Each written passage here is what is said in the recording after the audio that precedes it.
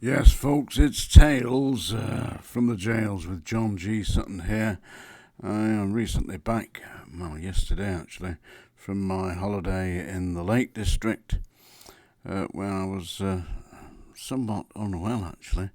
I got a kind of gastric flu, which was really disastrous for the week, so I came back a day early. And here I am. I'm going to talk today about Strangeways Prison, HMP Strangeways, specifically the chapel.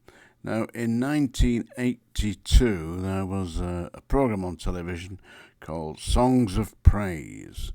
Those of you who are of a certain age will no doubt remember this.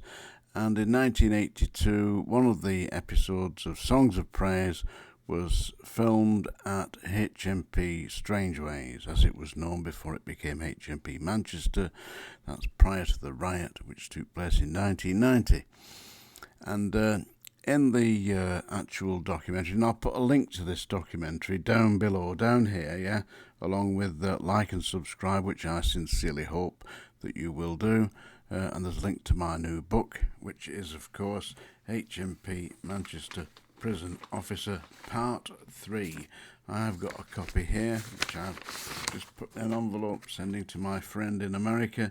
That's the latest book, HMP Part 3, yeah? So yeah, you can see that I've signed that to my friend Lois in America, yeah. So that's available on Amazon. Doing quite well, actually. Thank you very much for the people who've taken the time to write reviews as well, because we've got quite a number of 5-star reviews. I'm very pleased with that. I mean, I just do my best. I don't claim to be William Wordsworth or Shakespeare or anything like that, but I tell the truth as I see it. And I just watched this episode of Songs of Praise from Strangeways in 1982, and was kind of surprised to see that the chapel was full with female members of the public, and that, believe me, that did not happen at Strangeways. Nope. It was just simply the inmates. Now, the only reason that they had members of the public in there at the weekend for the chapel service was so they could film Songs of Praise. And one of the songs he sang, I quite like that one actually. How Great Thou Art. Yeah, that's one of my favourites. I like it by Elvis Presley actually. Yeah, there are those of you who have been buying Elvis Presley records, yeah. 78s, I've got about 35 of them myself. There's some guy on here who's decided to tell me he's bought 44. I mean, goodness me, in the UK there were only 22 ever issued. Yes, if you bought 44, in America they're different ones. I managed to get Shake, Rattle and Roll from America, and one or two others. I Got a Woman, I got that one, yeah. But you have to import them, you know, and you have to pay VAT on them. You've got to pay importation duty. It becomes an expensive hobby. So I think my collection of Elvis Presley 78s might have reached the point of that's it, enough is enough. I used to like him in the early days before he joined the army. Yeah, what was it? Well, it's 1 for the money, 2 for the show, 3 to get ready, now go cats go, and don't you step on my blue suede shoes. For you can do anything, but lay off for my blue suede shoes. They weren't singing that at Strangeways Chapel, believe me. They were singing that How Great Thou Art and stuff like that, and they did interviews with the governor who was saying, why do you think so many people are attending the chapel? And for some unknown reason, he answered the truth. He said, well, they're locked up in the cells 23 hours a day. If you get the chance to go out at the weekend and sit in there and have a sing a few songs with your mates, he said, you're likely to do that, aren't you? Get yourself out the cell. That's basically it, yeah? But, of course, the Reverend Noel Proctor was conducting the service. I'm a big fan of Reverend Noel Proctor. Very devout man, believed absolutely in the truth of his beliefs in religion. And not that I share them particularly, but I mean, I admire the man for his faith and his dedication to actually helping the inmates, which was absolute. Reverend Proctor came to my house once when I was sick after I'd been medically discharged from the prison system, and brought me a copy of his book, which is still available, I believe, on Amazon, The Cross Behind Bars by the Reverend Noel Proctor. And it's about his time working as a prison chaplain. Very, very decent, honest, and man with a brilliant voice. He could sing How Great Thou Art better than anybody I know other than Elvis. How great thou art, how great thou art. Yeah, brilliant. So anyway, the thing is about the Songs of Praise thing, it showed all these people in there, and there's a shot of Fatty Boy, who was somewhat an adversary of mine, and he's in there singing away, yeah. Double diabolical snake in the grass bastard. Fat Fred. Yeah, you'll see him. He's up there. He got his face on television again. You like that?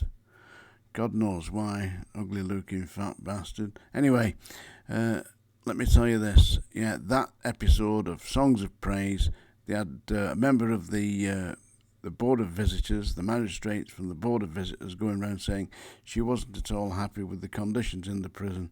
I mean, who would be? In 1982, they had almost 2,000 inmates in a jail that was built in 1868 for 975 people. So there we go, 140 years, 150 years later. They've doubled up on the size, but they haven't doubled up on the cellular accommodation. So cells that were designed in the 1860s to accommodate one man were in 1982 accommodating 3 people. Absolutely diabolical. And the magistrate seemed a very decent lady.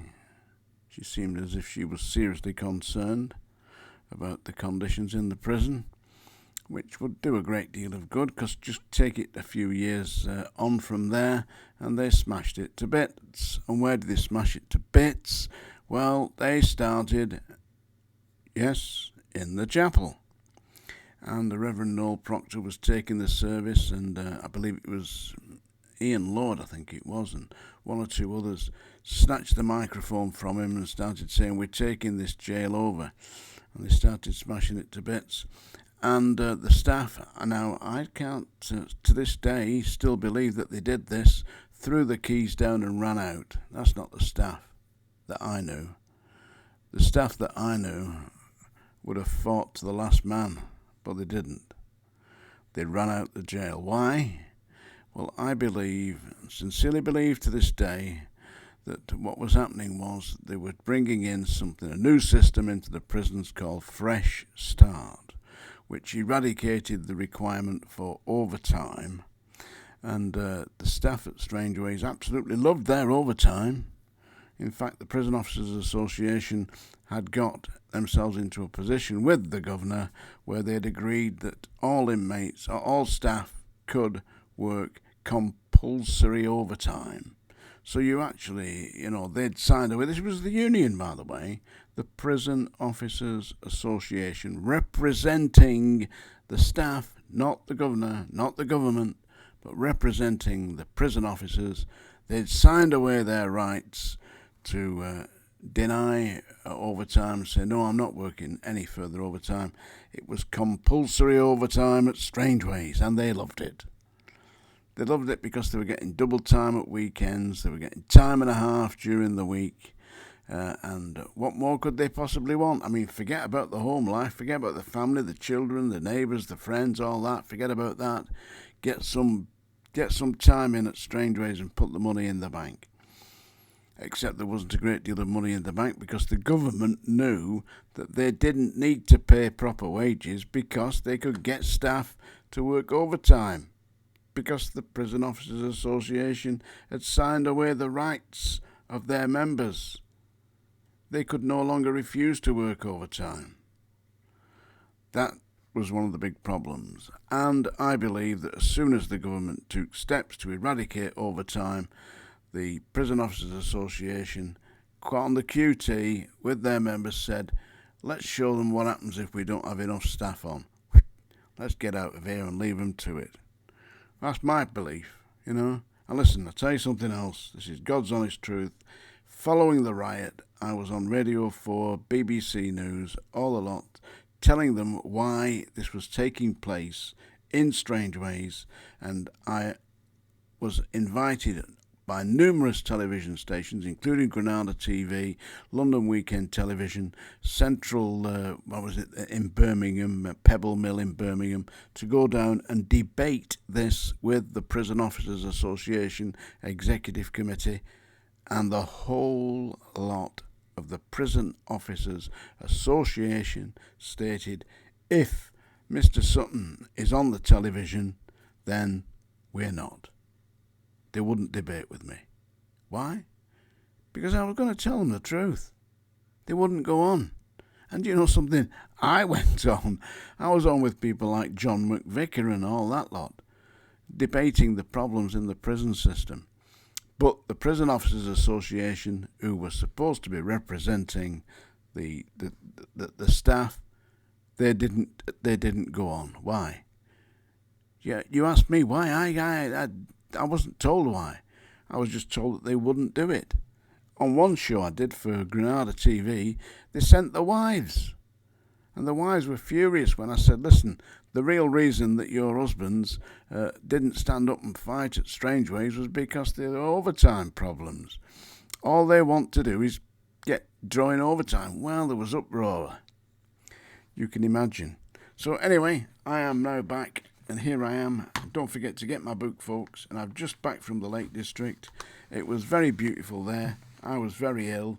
I had terrible, terrible pains in my stomach. My poor wife had to put up with me suffering like that. I've been to the doctors yesterday and he says I'm going to survive. So there we have it. But in memory of my little week, well, it wasn't a week actually, it was about 4.5 days in the Lake District, I'm going to read you William Wordsworth's Daffodils. I wandered lonely as a cloud that floats on high o'er vales and hills, when all at once I saw a crowd, a host of golden daffodils, beside the lake beneath the trees, fluttering and dancing in the breeze, continuous as the stars that shine and twinkle on the Milky Way. They stretched in never-ending line across the margins of a bay. 10,000 saw I at a glance, waving their heads in sprightly dance. The waves beside them danced, but they outdid the sparkling waves in glee. A poet could not but be gay in such a jocund company. I gazed and gazed, but little thought what wealth the show to me had brought. For oft, when on my couch I lie, in vacant or in pensive mood, they flash upon that inward eye, which is the bliss of solitude. And then my heart with pleasure fills, and dances with the daffodils. I was staying at Grange-over-Sands, which is a very Edwardian resort in the Lake District. I highly recommend it if you like a quiet weekend. And then a ride into the hills.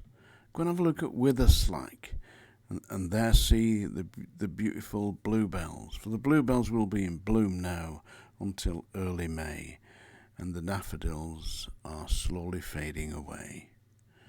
This is John G. Sutton, Tales from the Jails. Thank you very much for watching. Do please like and subscribe. Thank you.